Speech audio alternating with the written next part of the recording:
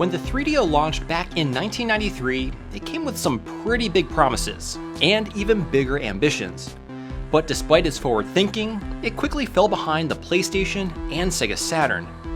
Still, that doesn't mean it's not worth revisiting. So in today's video, we're going to be giving this often overlooked console the full modding treatment. Advanced HDMI video output, a fancy optical drive emulator, an overclocked CPU for better performance, and more, to build the ultimate 3DO for the ultimate gaming experience. Let's dive in.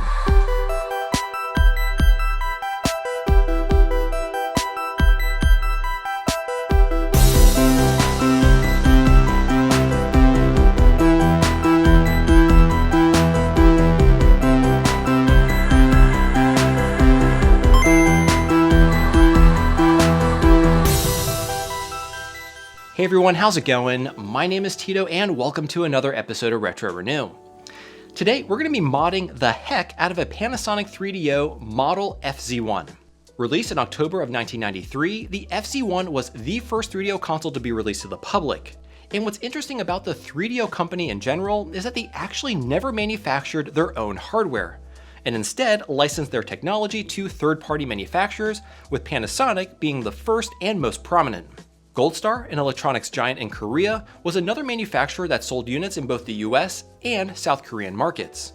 The history of the 3DO is certainly interesting, with even companies like AT&T and Samsung also licensing the technology and even making prototypes, but never actually releasing a console to market.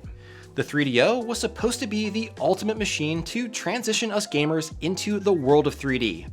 But its glimmer soon fizzled, with the eventual release of Sony's PlayStation and the Sega Saturn the following year. So, needless to say, the console was a bit of a flop, and not all that popular. But that's not to say that it should be forgotten, as it does have a handful of unique titles, and honestly, I think the hardware itself looks pretty nice. And thankfully, the 3DO hasn't been forgotten by the modding community.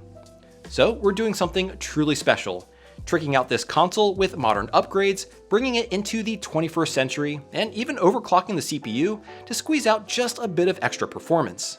So to achieve this ultimate build, we're going to be installing PixelFX's all-new RetroGem HDMI kit for the 3DO. This kit is compatible with all 3DO revisions, including the Goldstar, Sanyo, and Panasonic's later model, the FC10, thanks to the unique shape of its ribbon cable. And what's neat about this version of the RetroGem kit is that it actually also allows us to overclock the CPU for some additional performance gains, but we'll get into that a bit later. Additionally, I'm going to be installing this ODE from Crown Arcade. This will allow us to store a bunch of games onto a USB thumb drive for easy access to our library of games and faster load times. And lastly, we're going to address some housekeeping items, like giving the console a full recap and swapping out the SRAM battery for a holder, which will make future battery replacements a whole lot easier. Needless to say, once we're done, this will most certainly be the ultimate 3DO console. Now before we jump into the build tutorial, let me tell you about the sponsor of today's video, PCBWay. If you have an idea for a new mod or want to assemble an open source project, PCBWay provides you with the tools to make them a reality. From 3D printing services in an array of materials, all the way to other services like CNC machining, injection molding, and of course PCB and flex ribbon fabrication. So when it comes to taking your retro mods to the next level, PCBWay is the place to make that happen.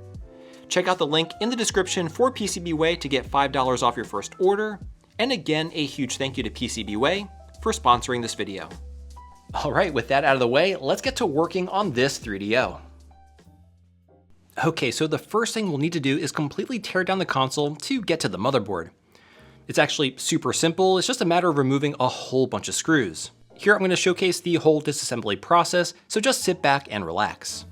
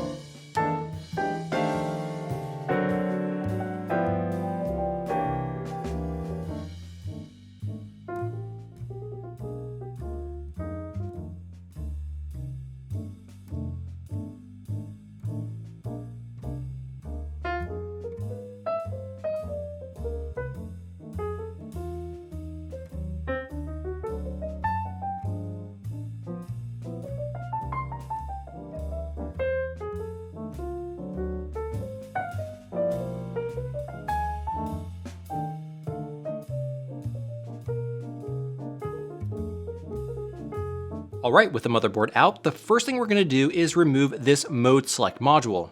Now, this is a Japanese unit, so if you have a North American console, this is actually the RF modulator, but they're removed the same way.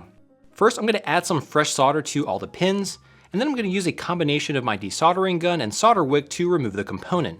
This is actually where we're going to be eventually installing the HDMI port.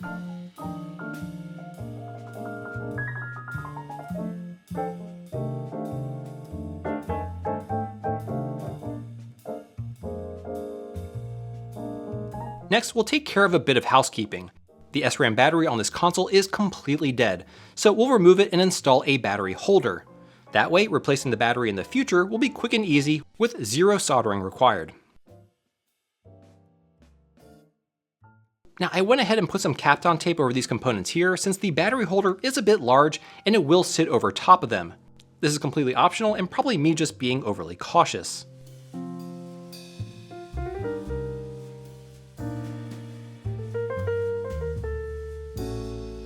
Next up, I'll be replacing all of the electrolytic capacitors. To help stay organized during this process, I like to mark each one of the older capacitors so that I can easily keep track when I swap them out. I'm of course using a recap kit from Console 5, which takes all the guesswork out of sourcing each individual capacitor. These kits are an absolute godsend.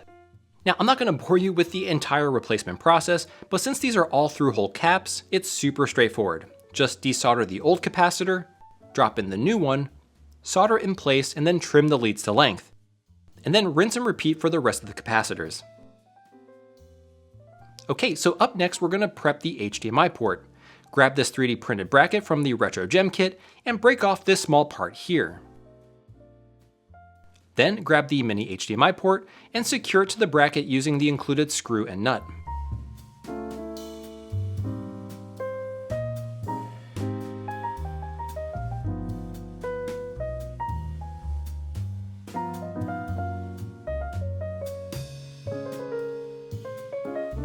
Now we're going to go ahead and thread the two machine screws included in the kit through the bottom of the motherboard, along with the thin tension bar that we broke off from the HDMI kit as shown here.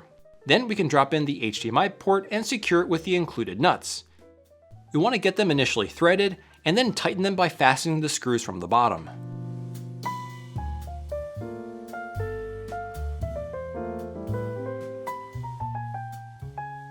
Now, North American units will already come with an opening here, but mine being a Japanese unit means I actually have to drill out the hole for the HDMI port. To do this, all you need to do is find the center of the circle, which is nicely marked by the lower RF shielding, and then drill it out gradually by using larger and larger bits. Once you have the opening at the appropriate size, you will then need to go ahead and remove this small post. I like to use some needle nose pliers to rock the post back and forth until it comes off, as this provides a clean and flush removal. Alright, so next up we need to prep the Retro Gem power board. This will provide the necessary 3.3 volts to run the kit. Now these two pads here will be mounted to the capacitor legs we'll be drawing power from. These two pads here are for ground, and this pad here in the center is for the 5V input. We'll need to bridge these pads in a way that matches the source we'll be drawing power from. In my case, we'll bridge this pad to 5 volts, and this pad to ground.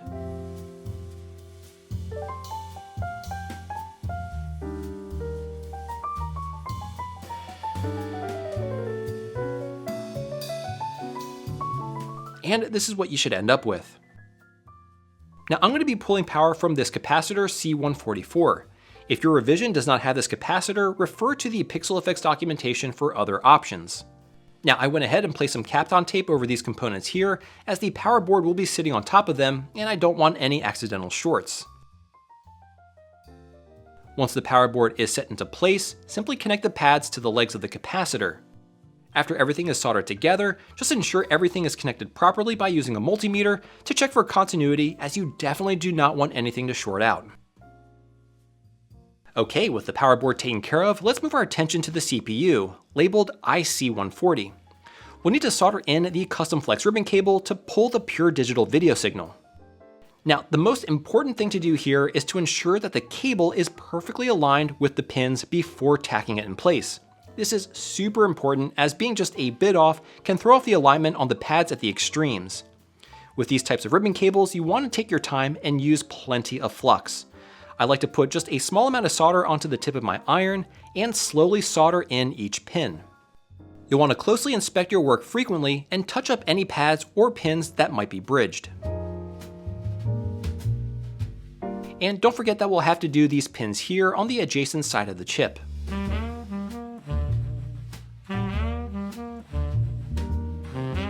Alright, when it's fully soldered in, it should look something like this. Do note that my version of the ribbon cable says solder this side up.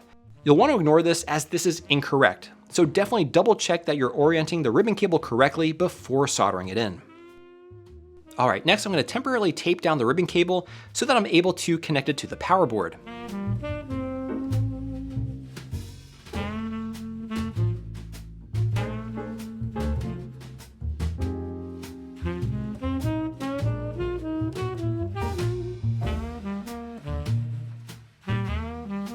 Alright, now let's prep the gem board by configuring it for the 3DO. All we need to do is jump a few connections. On this side, jump C, D, and E. And then G, J, and K. This is what the gem should look like once completed for the 3DO. Now we'll grab the gem mounting bracket and split it into two halves.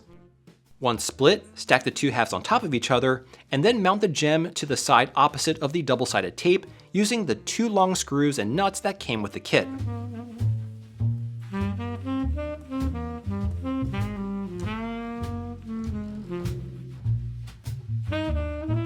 And this is what it should look like when fully assembled.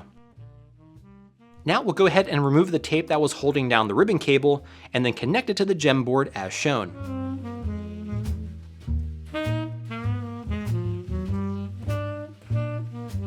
And once it's attached, we can then peel the release paper from the double-sided tape, and we're going to go ahead and mount it to the arm chip right here.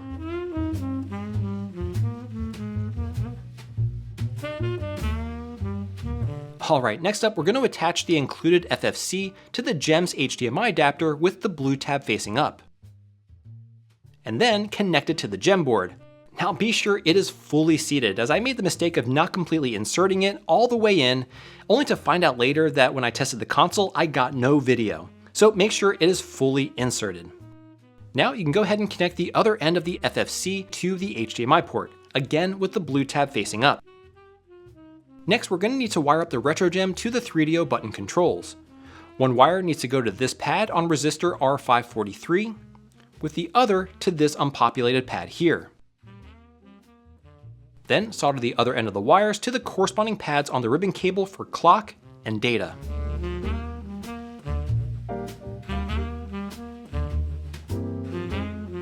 Now, if you're just installing the RetroGem kit, you're pretty much done and this is what it should look like. But we're actually going to go ahead and solder in another wire, which will allow us to overclock the CPU. You'll first need to desolder the component L122. I actually then resoldered it to this pad so that it remains on the board, but at a circuit, in case I ever want to put it back and return the console to stock condition. I then soldered a single wire to the other pad. Then, back over to the gem board, I bridged jumper A, and then connected the other end of our blue wire to it. Now before we button up the console, don't forget to pop in the SRAM battery. I actually forgot to do this the first time and ended up reassembling the whole console before realizing it. So if you notice that the battery is missing during my reassembly footage, that's why. Anyway, now we can start to reassemble the 3DO. Now before reinstalling the upper RF shielding, be sure to stick the included thermal pad onto the FPGA chip. This will help dissipate some of the heat and keep the FPGA temps in check. And just be aware of all the ribbon cables from the RetroGem kit, as you may need to shift them around a bit so that they don't get pinched or damaged during reassembly.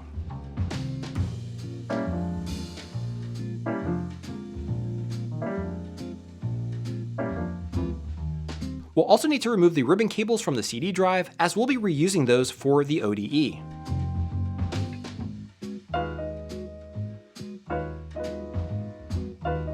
Now, go ahead and grab the ODE and peel off the release paper on the double-sided tape.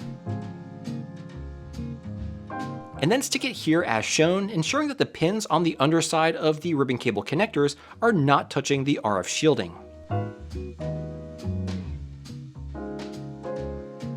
And then take those ribbon cables that we removed from the CD drive and connect it to the ODE and then to the motherboard.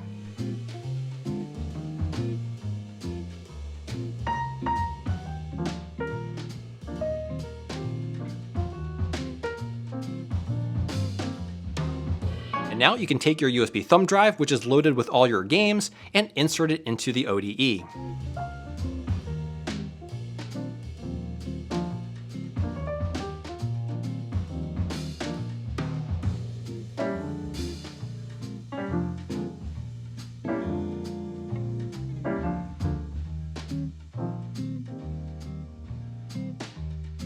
And there you have it, folks, the ultimate 3DO. So that was definitely a really involved build, and it basically took me all day to do.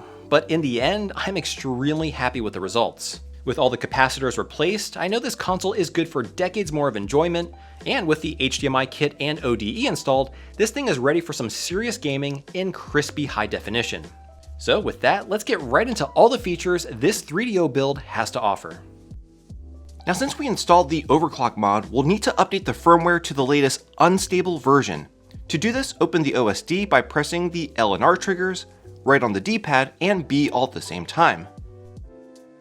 From here, go to System menu and press the R trigger to select it. Then go down to Firmware and press the R trigger again to select the Update channel. Here, you'll want to select the Unstable channel and then save your settings. Go back and then check for a firmware update. Once found, go back again and select Update Firmware.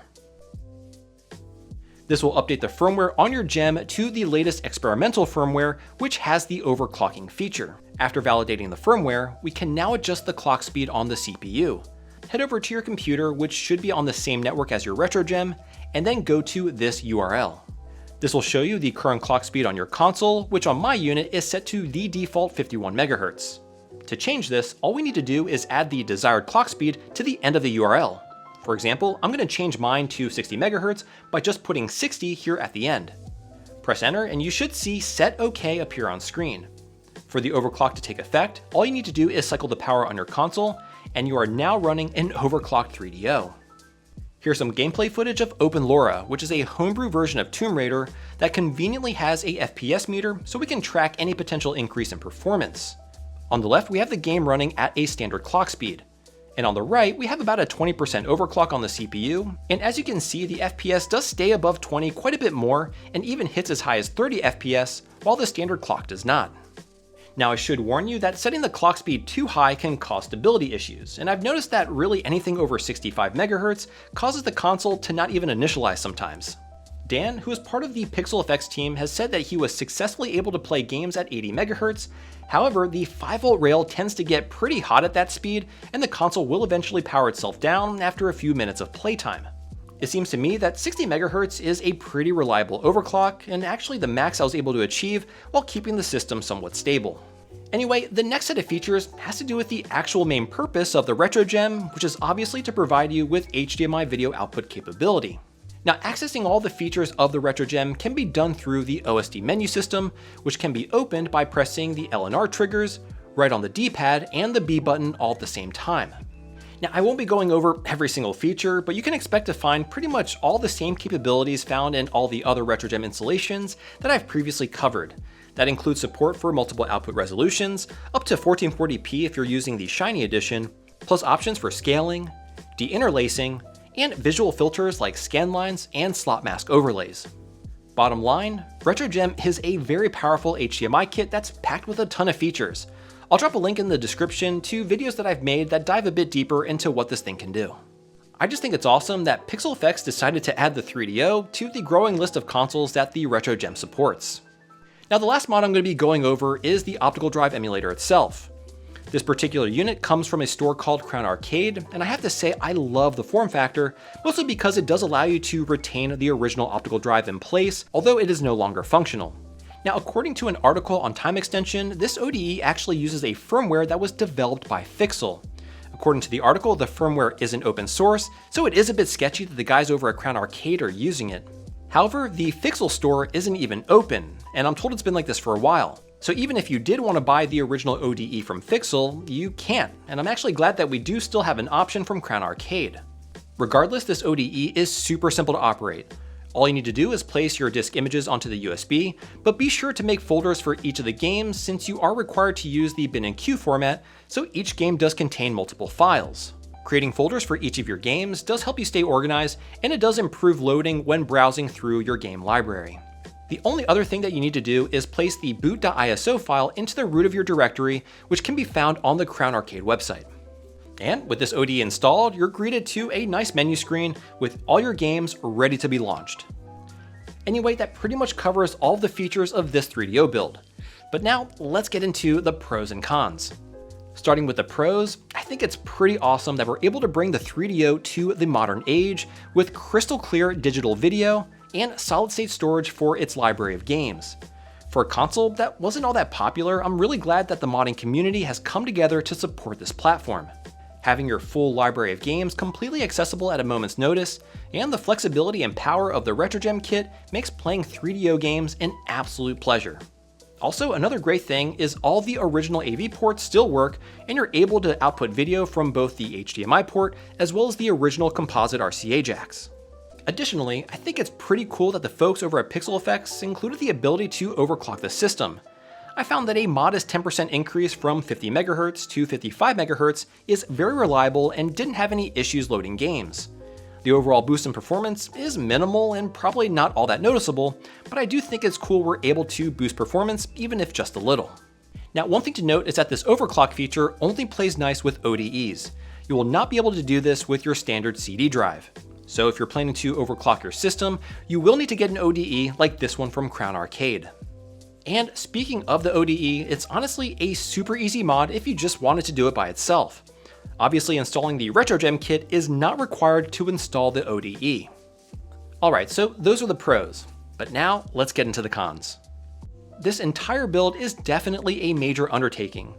The RetroGem kit is one of the most challenging mods out there, and when you combine that with a full console recap and the installation of an ODE, it becomes a pretty involved project. Not only that, it can also get pretty pricey. RetroGem kits run between $120 and $190 depending on whether you go with the direct or shiny version of the kit, and when you add in an ODE, that's another $60, and the recap kit another $15. So basically you're looking at spending anywhere between $200 and $270 just for parts. And if you're planning to pay someone to do all the work for you, it'll cost even more in labor, so it's definitely not an inexpensive undertaking. And really, the last con is that in order to access the USB port for the ODE, you will need to remove the top shell of the console. It's only held on with 4 screws, and if you load all your games onto it initially, you really never have to access it again. Also, you could add in a USB to SD card extender, and there's even a nice 3D printable bracket that makes it accessible from the expansion port on the side of the console, so that's an option as well. Regardless, I'm just really happy to see the 3DO getting the love it deserves. It's a console that's often overlooked, but with all these upgrades, my FZ1 has truly become my go-to unit. Between the visual enhancements from the RetroGem kit, reliability improvements, and the convenience of all these modernizing mods, it feels like the 3DO is finally getting a second chance to shine. And I'm here for it. Well folks, there you have it. The ultimate 3DO, upgraded to make the most out of what this classic console has to offer. Oh, and just as a quick heads up, I've started a second channel where I share smaller mods, tips and tricks when it comes to modding, and a bunch of other retro gaming stuff. I'd really love for you to check it out. I'll have a link to it down below in the video description. Anyway, if you enjoyed this video, I really think you'll like this one here, so check it out. And as always, thank you all so much for tuning in today, and I'll catch you again next time.